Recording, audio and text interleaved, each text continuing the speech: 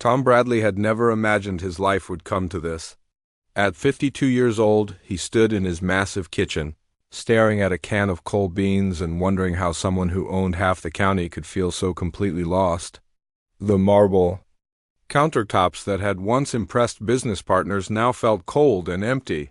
The expensive appliances he'd bought years ago gathered dust because he barely knew how to use them. His ranch stretched across 3 counties in Montana, with over 10,000 head of cattle and more land than most people could imagine. He employed dozens of workers, made decisions that affected entire communities, and had built an empire from practically nothing. Yet here he was, eating cereal for dinner because he couldn't figure out how to cook a proper meal. It hadn't always been this way. For 15 years, Mrs. Henderson had kept his house running like clockwork. She'd arrive every morning with a smile, fill the house with the smell of fresh bread, and make sure Tom never had to worry about anything domestic. But time catches up with everyone, and when her arthritis got too bad to continue, she'd retired. To live with her daughter in Florida, that was 3 months ago. 3 long months of burned toast, takeout pizza, and the growing realization that Tom Bradley, successful rancher and businessman, was completely helpless when it came to taking care of himself. He tried hiring local women, but somehow word had gotten around town about his situation. The first applicant spent more time asking about his bank account than his cooking preferences. The second one seemed more interested in redecorating his house than actually working. By the third interview, Tom realized that half the county saw him as a lonely rich man who needed saving, not an employer looking for help. The classified ad was his last resort. He kept it simple and professional, hoping to avoid the kind of attention his previous attempts had attracted. Successful rancher seeks experienced cook, private quarters provided. References required.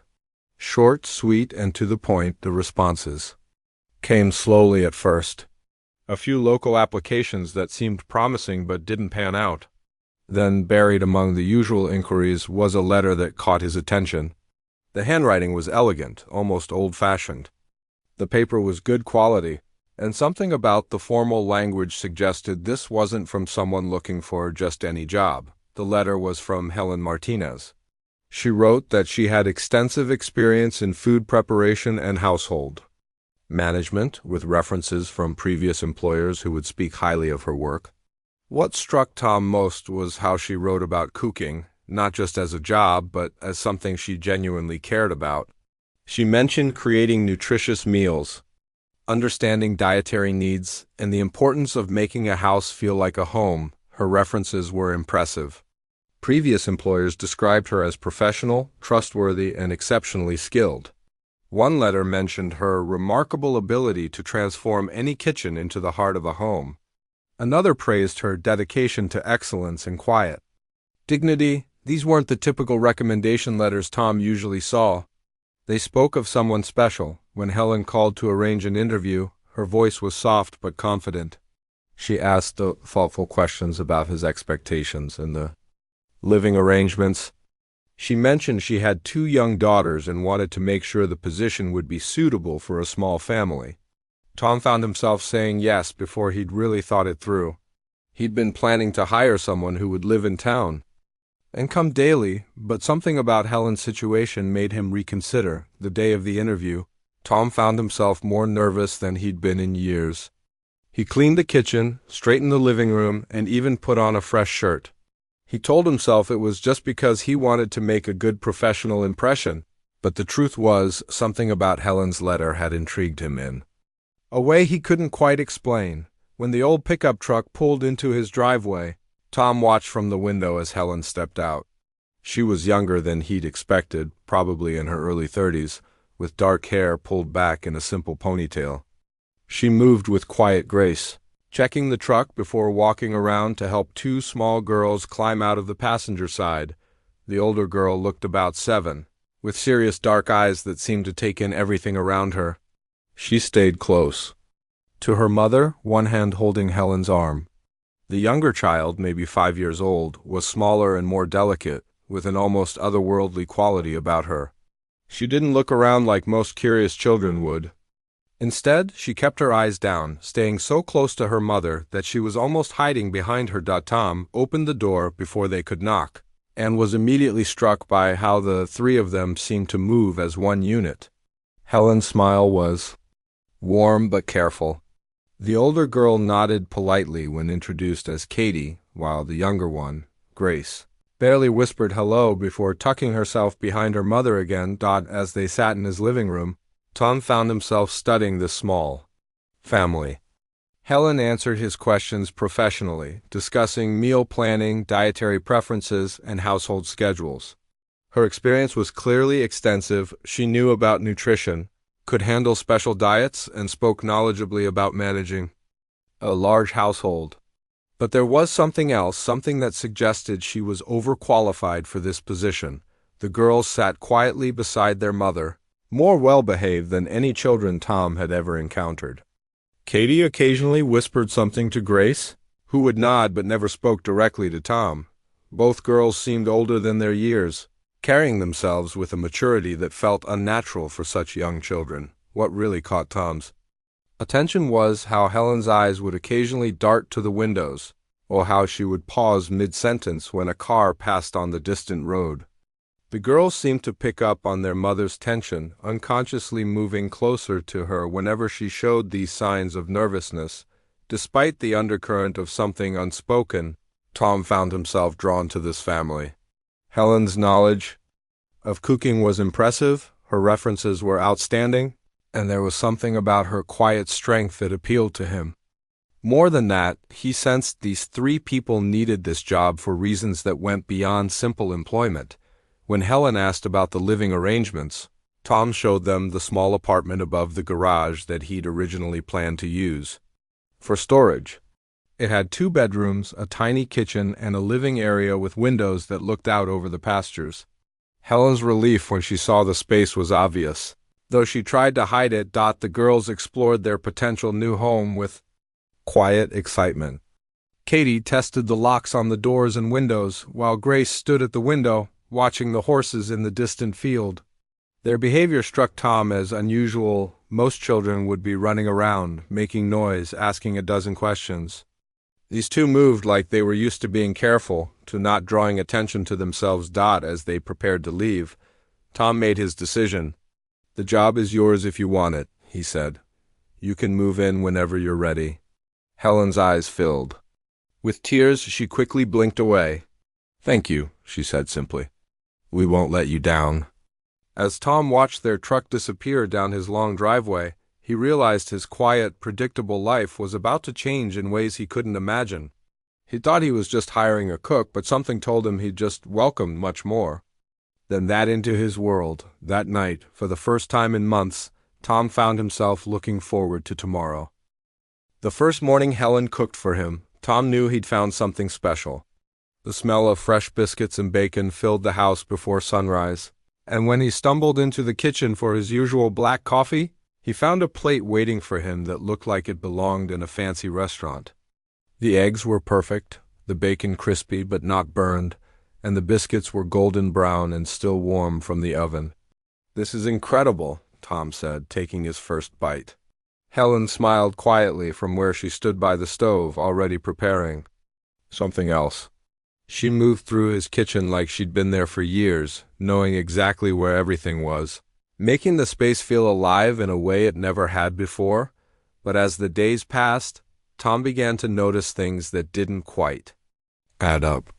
When he complimented her cooking, Helen would mention techniques she'd learned from studying in France or reference cookbooks written in languages he couldn't identify. She'd casually mention the proper way to prepare dishes he'd never heard of, or talk about wine pairings like someone who'd spent years in expensive restaurants. One morning, he found her reading a thick book in what looked like Spanish while she waited for bread to rise. When he asked about it, she quickly closed the book and said it was just a novel.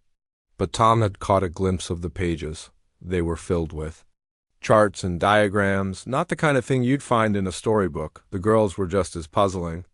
Katie, the older one, spoke to her mother in 3 different languages during breakfast. When Tom mentioned how impressive that was, Helen just said they'd moved around a lot when the girls were younger.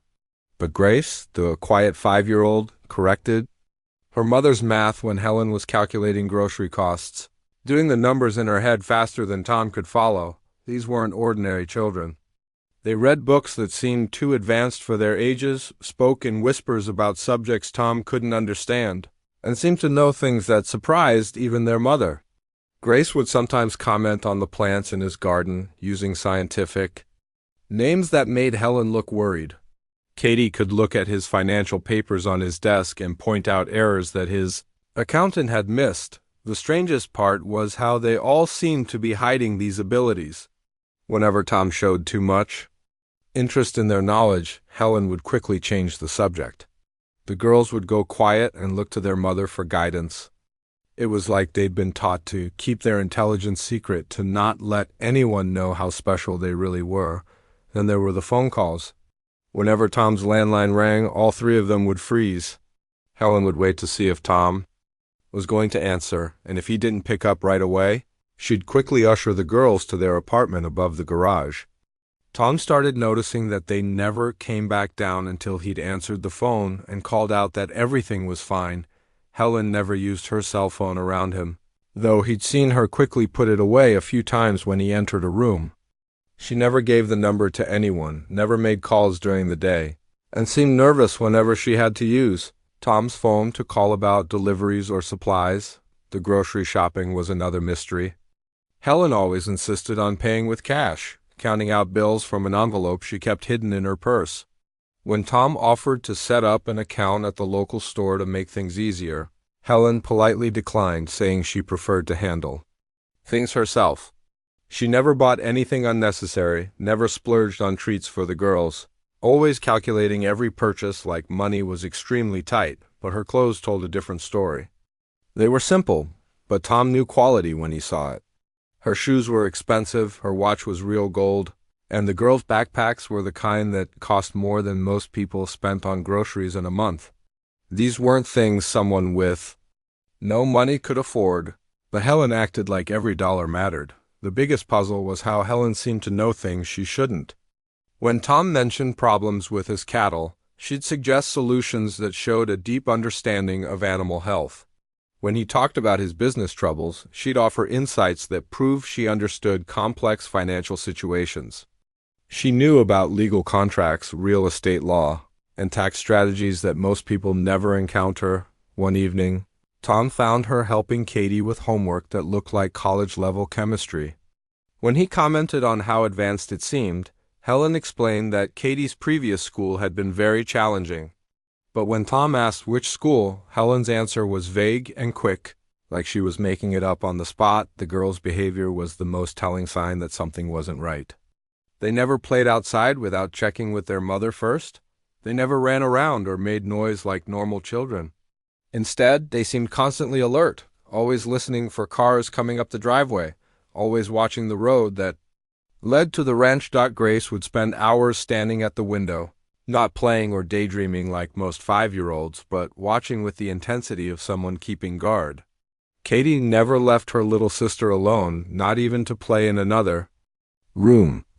She acted more like a protective older sister than a 7-year-old should. Both girls knew exactly what to do if strangers came to the house. Tom discovered this by accident when a delivery truck arrived earlier than expected. By the time he opened the door, Helen and both girls had disappeared completely. He found them later, hidden in the small storage room behind the kitchen, waiting silently until Tom called out that the visitor was gone. When Tom asked Helen about this later, she simply said the girls were shy around strangers. But Tom had seen the fear in their eyes, the practiced way they'd moved to their hiding spot. This wasn't shyness. This was something they'd done many times before. The nights were when Tom heard the most mysterious things. Sometimes he'd wake up to hear Helen pacing in the apartment above the garage, talking quietly on her phone in a language he couldn't identify. The conversation sounded urgent, worried, like she was reporting to someone or asking for help. Other nights, he'd hear one of the girls crying, not the normal tears of a child having a bad dream, but the kind of sobbing that suggested real fear. Helen's voice would comfort them, but even through the walls, Tom could hear the worry in her tone. During the day, they were the picture of a calm, quiet family. Helen cooked amazing meals, kept the house spotless, and managed everything with quiet efficiency. The girls did their schoolwork, helped with simple chores, and never caused any trouble. But underneath it all, Tom sensed a constant tension. Like they were all waiting for something bad to happen. Tom found himself becoming protective of this mysterious family. He started paying attention to cars that drove slowly past his property. He began asking his ranch hands to keep an eye out for anything unusual. Without really understanding why, he felt like Helen and her daughters needed someone watching over them.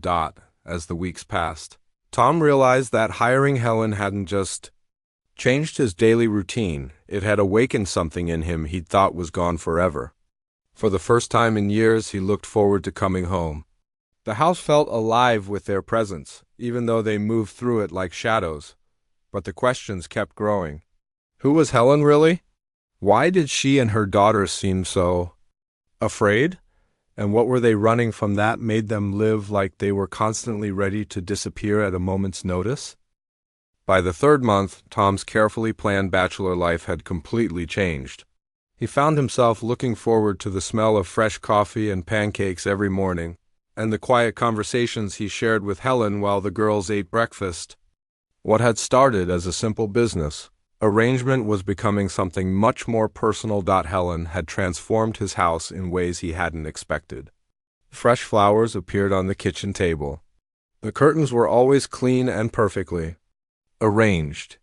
Even the way she folded his laundry showed a care and attention that went beyond just doing a job. But more than the physical changes, she'd brought life back to a place that had felt empty for too long. The girls were slowly warming up to him, too. Katie had started asking shy questions about the horses, wanting to know their names and which ones were the gentlest. Tom found himself spending extra time in the evenings, teaching her how to approach the animals safely. Grace, still quiet and watchful, had begun leaving small drawings on his desk, pictures of the ranch, the horses, and sometimes even Tom himself, drawing with surprising skill for a 5-year-old. One evening, Tom caught himself humming while he did paperwork, something he hadn't done in years. When he realized what was happening, it stopped him cold. He was getting attached to this family, and that scared him more than he wanted to admit. He'd been hurt before badly, and had spent 15 years protecting himself from exactly this kind of emotional involvement, but every time he tried to maintain his distance, something would happen that pulled him back in. Like the morning he found Helen crying quietly while she cooked breakfast. She wiped her tears quickly when she heard him coming, but Tom had seen the sadness in her eyes. When he asked if everything was okay, she just nodded and said she was fine, but the tremor in her voice told a different story. Or the afternoon when Katie scraped her knee playing near the barn. Instead of running to her mother like most children would, she sat quietly by herself, trying not to cry. When Tom knelt down to help her, she looked up at him with such surprise, like she wasn't used to adults showing her kindness. That look broke something inside Tom's chest. The breakthrough came during a violent thunderstorm in late October. Tom had gone to bed listening to the wind howling around the house, but he woke up around midnight to the sound of crying. At first he thought it was just the storm, but then he realized it was coming from upstairs, from Grace. The little girl was screaming. Not the normal cries of a child having a nightmare, but sounds of pure terror that made Tom's blood run cold. He could hear Helen trying to comfort her, but Grace's sobs only got worse. Then Katie's voice joined in, not crying but talking in urgent whispers, like she was trying to help calm her sister down. Tom threw on his robe and went upstairs, something he'd never done before. He knocked softly on their door, and the apartment went completely silent.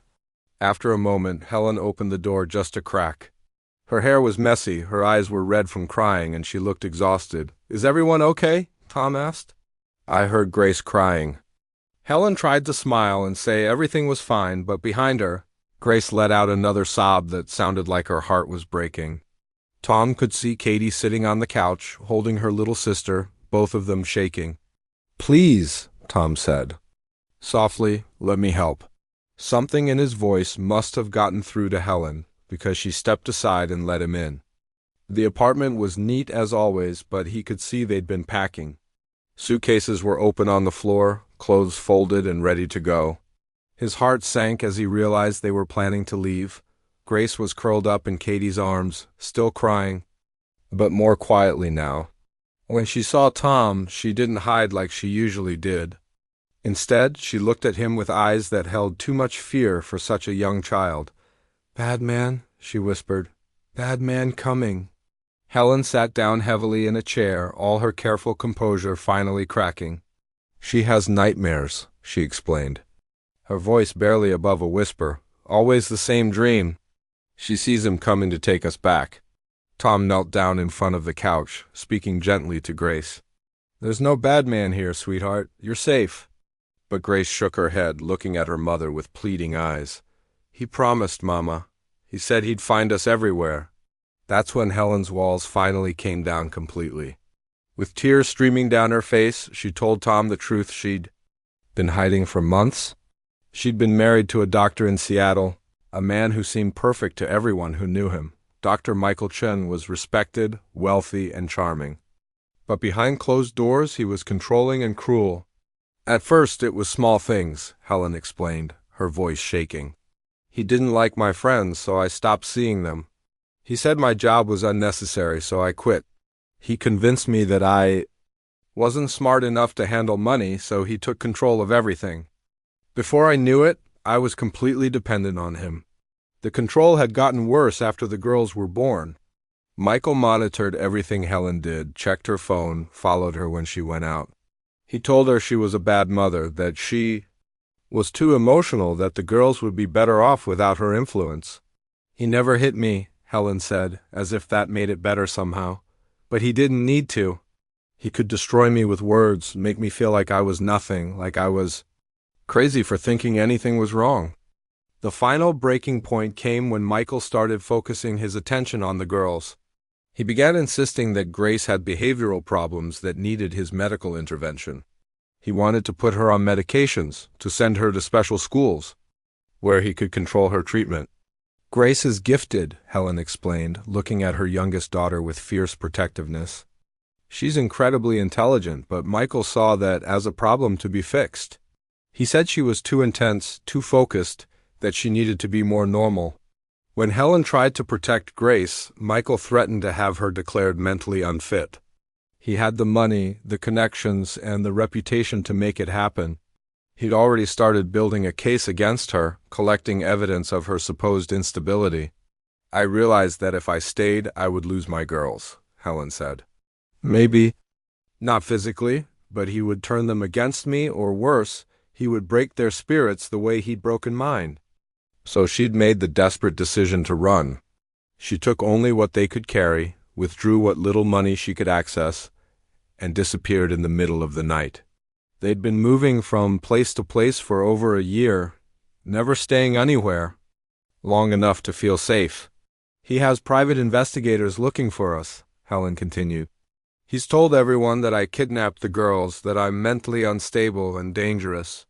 He's made sure I can't work in my field, can't get references, can't build any kind of normal life." Tom listened to all of this with growing anger, not at Helen, but at the man who had driven this beautiful family to live in fear. He understood.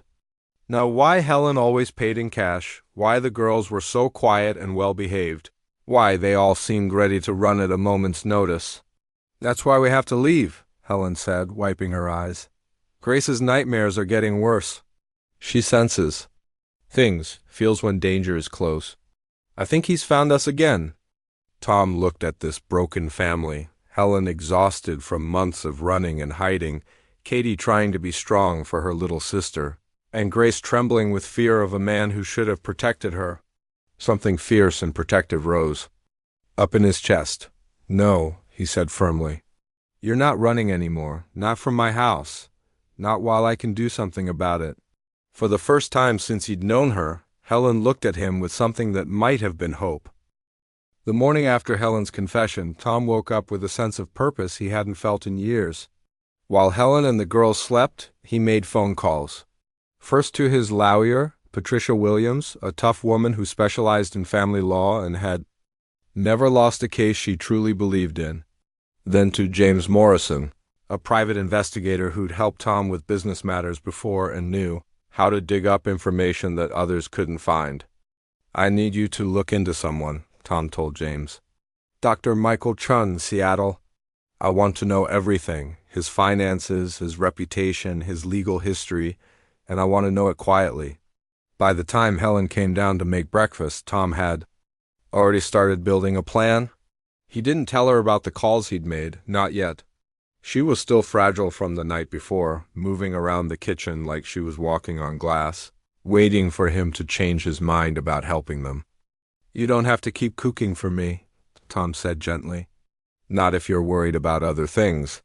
Helen looked up from the stove, her eyes still red from crying. "I need to do something normal," she said. "It helps me think." The girls came. Down for breakfast, quieter than usual. Grace stayed close to her mother, while Katie kept glancing toward the windows like she was watching for danger. Tom realized that Helen's breakdown the night before had scared them too.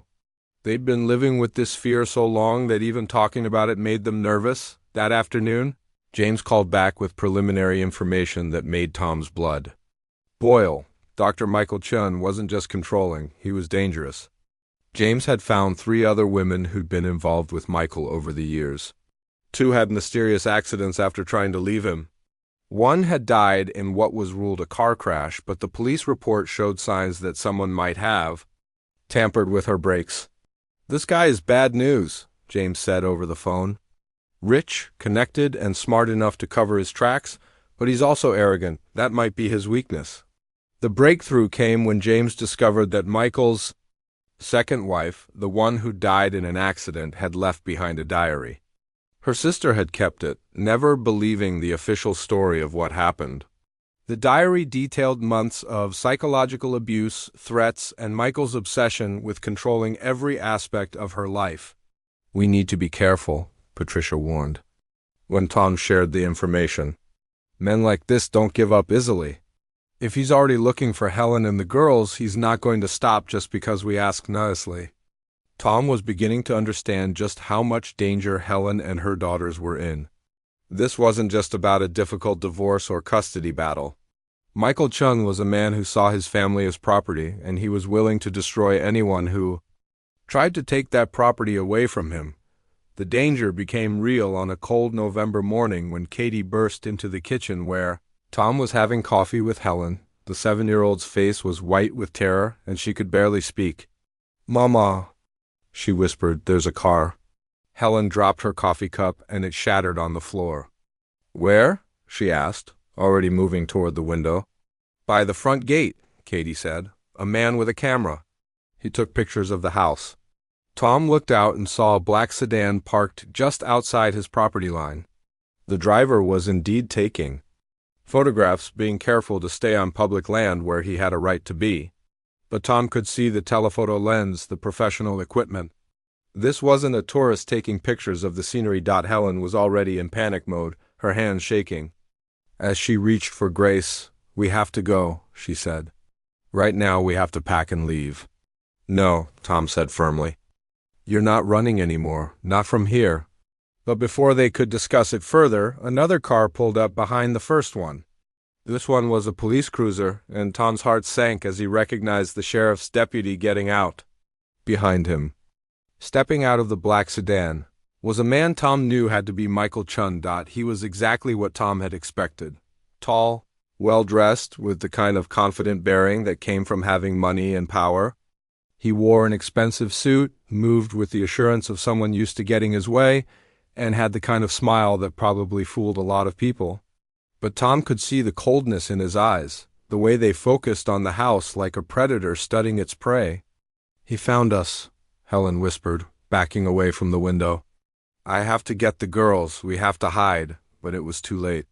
The deputy was already walking up to the front door, and Michael was right behind him. Tom could see legal papers in the deputy's hand, probably a court order or custody documents that would give Michael what he wanted. The knock on the door echoed through the house like a gunshot. Grace started crying, and Katie wrapped her arms around her little sister protectively.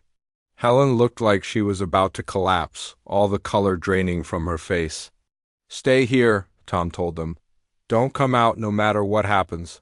He walked to the front door and opened it, using his size and presence to fill the doorway. The deputy looked uncomfortable, but Michael stepped forward with complete confidence.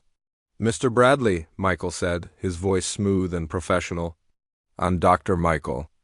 Chin, I believe you have my wife and daughters here." "I have my cook and her children," Tom replied calmly. "They work for me." Michael's smile never wavered, but his eyes got colder. "I'm afraid there's been a misunderstanding. Helen is mentally unstable and has kidnapped my children. I have a court order for their return." The deputy stepped forward reluctantly. "Sir, I'm going to need to speak with the woman and children. We have reports of a kidnapping." Tom knew this moment would come, but he wasn't prepared for how it would feel to see the fear in Helen's eyes when she appeared behind him. She'd heard the voices and couldn't stay hidden, knowing that running would only make things worse. Michael's face lit up when he saw her, but not with love or relief. It was the look of someone who'd found a lost possession. "Helen, darling," he said, his voice dripping with false concern. "You've put everyone through such worry. Come home now, and we can forget all about this." "I'm not going anywhere with you," Helen said, her voice barely above a whisper, but filled with quiet determination. "Now, Helen," Michael said, his tone becoming firmer. "You're not well, you need help, and the girls need their father. I've brought proper medical documentation showing your condition." He handed papers to the deputy psychiatric evaluations. Medical reports, all showing Helen as an unstable woman who'd had a breakdown and kidnapped her children. Tom could see how convincing it all looked, how Michael had used his medical connections to build a case that would fool anyone who didn't know the truth, but Tom had noticed something the deputy missed. When Michael had stepped forward to collect his daughters, both girls had instinctively moved away from him. Katie had positioned herself protectively in front of Grace, and the 5-year-old was shaking uncontrollably. "Please," Grace whispered, so quietly Tom almost didn't hear her. "Please don't let him take us." In that moment, Tom made a decision that would change all their lives. He stepped between Michael and the girls, his imposing presence and reputation in the community giving the deputy pause. "Deputy," Tom said calmly, "I think we need to slow this down and make sure we're doing the right thing here." Tom's words carried weight in this county. He built roads, employed half the town at one point or another, and had never been known to lie or cheat anyone. When he asked the deputy to slow down, the younger man hesitated, looking between Tom and the official papers in his hand. "Deputy Rodriguez," Tom said calmly, "I've known you since you were in high school. Have I ever steered you wrong?" The deputy glanced at Michael, who was clearly getting impatient with the delay. "Mr. Bradley, I have court orders here. This is a legal matter." "Then let's make sure we handle it legally," Tom replied. "These children have been living on my property for months. I've seen how they behave, how they interact with their mother, and how they react to strangers. Before anyone goes anywhere, I think we need to involve child services and make sure we're doing what's best for these kids." Michael's carefully controlled mask slipped for just a moment, showing a flash of anger before he composed himself again. "That won't be necessary," he said smoothly. "I'm their father and a licensed physician. I'm perfectly capable of determining what's best for my own children." But Tom had caught that moment of anger, and more importantly, so had Deputy Rodriguez. The young officer was starting to look uncertain, especially as he watched the 2 little girls cling to their mother in obvious terror. "You know what?" the deputy said slowly. "Maybe we should call this in, get some guidance from the sheriff about how to handle a situation like this." While Rodriguez stepped away to use his radio, Tom turned his attention to Michael. The doctor was clearly frustrated that his plan wasn't going smoothly, but he was trying to maintain his charming facade. "Mr. Bradley," Michael said, "I understand you mean well, but you don't know the full situation. Helen has been struggling with mental health issues for years. She's convinced herself that I'm some kind of monster when all I want is to get her the help she needs and bring my daughters home where they belong." "And where exactly is home?" Tom asked. "Because these girls have been living here for months, going to school here, making friends. They seem pretty settled to me. Their real home is in Seattle, Michael replied. Where they have their own rooms, their own things, where they belong. Tom glanced at Katie and Grace, still huddled against their mother. Girls, he said gently, do you want to go to Seattle? Both children shook their heads violently. Grace started crying again, and Katie spoke up in a voice that was barely a whisper. We want to stay here. We want us to stay with you and Mama? The words hit Tom right in the chest. In all his years of bachelorhood, he'd never imagined hearing children say they wanted to stay with him. But it was the way they said it, not as a manipulation or because they'd been coached, but with the simple honesty that only children possess. Michael's composure cracked a little more. The children have been poisoned against me, he said, his voice getting sharper. Helen has filled their heads with lies about their own father. This is exactly the kind of parental alienation that proves she's unfit. Deputy Rodriguez came back, looking more uncertain than before. Sheriff says we need to wait for a family services worker to get here before we make any moves with the children. Could take an hour or two. Michael was clearly not happy with this development, but he couldn't argue with the sheriff's decision without looking unreasonable. Fine, he said through gritted teeth, but I want to speak with my daughters privately. I have that right as their father. Actually, came a new voice from behind them, I don't think that's such a good idea. Everyone turned to see Patricia Williams walking up the driveway, her briefcase in one hand and a thick folder of papers in the other. Tom had never been so happy to see his lawyer in his life. Miss Williams, Michael said, clearly recognizing her as a threat. I don't believe we've met. I'm Dr. Michael Chun, and this is a family matter that doesn't concern you. Actually, it does, Patricia replied coolly. I represent Mr. Bradley, who has been providing shelter and employment to Miss Martinez and her children. And I have some very interesting information about you, Dr. Chun. She opened her folder and pulled out a thick stack of documents. Court records from 3 different states showing a pattern of domestic abuse allegations. Medical records indicating that you've been medicating children without proper psychological evaluations. And most interesting of all, a diary kept by your late second wife, detailing months of psychological abuse before her convenient death. Michael's face went pale, but he tried to maintain his composure. Those are private matters taken out of context. My second wife was troubled, and unfortunately, she kept very detailed records, Patricia interrupted, including recordings of your threats, copies of the medication you were forcing on her children from her previous marriage, and documentation of the financial control you maintained over her life. Sound familiar? The deputy was listening to all of this with growing concern. Tom could see that Rodriguez was starting to understand that this wasn't a simple custody dispute between divorced parents. Dr. Chun, Patricia continued, you might be interested to know that we've also spoken with several of your former colleagues at Seattle General. Seems there have been some questions about your treatment methods, particularly with child patients. Ethics Board is very interested in having a conversation with you. This was clearly news to Michael, and his carefully controlled demeanor finally cracked completely. You have no right to interfere in my family, he snapped. These are my children. My wife? No amount of money or legal manipulation is going to change that? Actually, Patricia said with a slight smile, Ms. Martinez filed for divorce 18 months ago. The papers were served to your office, though you chose to ignore them. Under state law, after a year of separation, the divorce is considered final. She's not your wife anymore.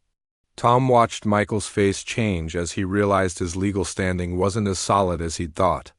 Without the marriage to fall back on, his claim to the children became much more complicated, especially with the growing evidence of his abusive behavior. The family services worker arrived, just as Michael was starting to lose control completely. Carol Henderson was a veteran social worker who'd seen every kind of family situation imaginable.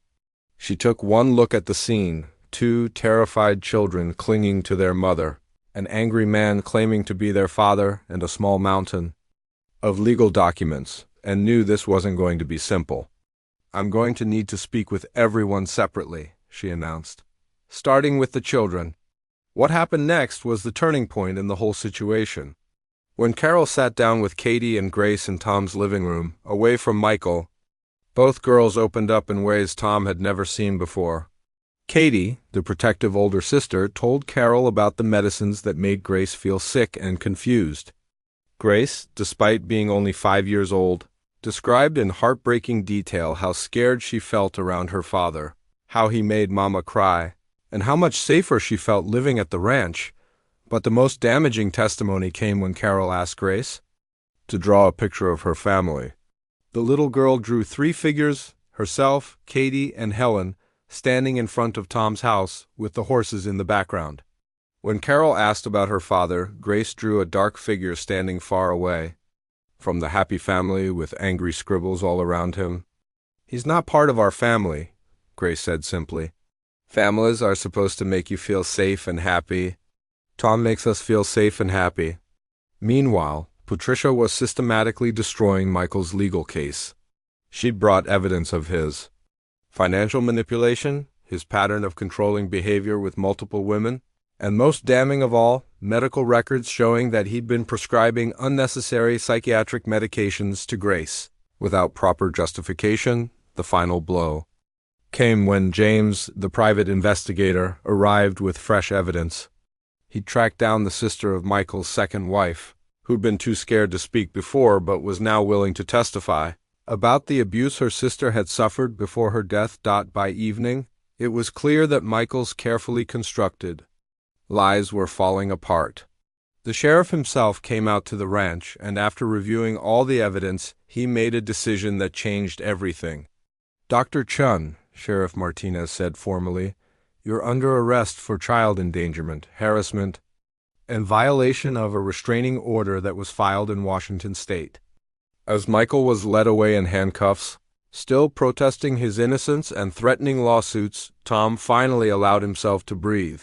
Helen collapsed into tears of relief while Katie and Grace ran to Tom, wrapping their arms around his legs, like he was their anchor in a storm. 6 months later, Tom stood in the small courthouse in town, wearing the best suit he owned. Helen was beside him in a simple white dress that made her look radiant. Katie and Grace, in matching blue dresses, served as flower girls, giggling as they scattered petals down the aisle. The wedding was small, just a few close friends, Tom's ranch hands, and the lawyers who'd helped them win their freedom. But it was perfect in its simplicity, full of genuine love and the promise of a real future together. As they exchanged vows, Tom looked at his new family and marveled at how much his life had changed. A simple classified ad for a cook had brought him a wife, 2 daughters, and a happiness he'd never thought possible.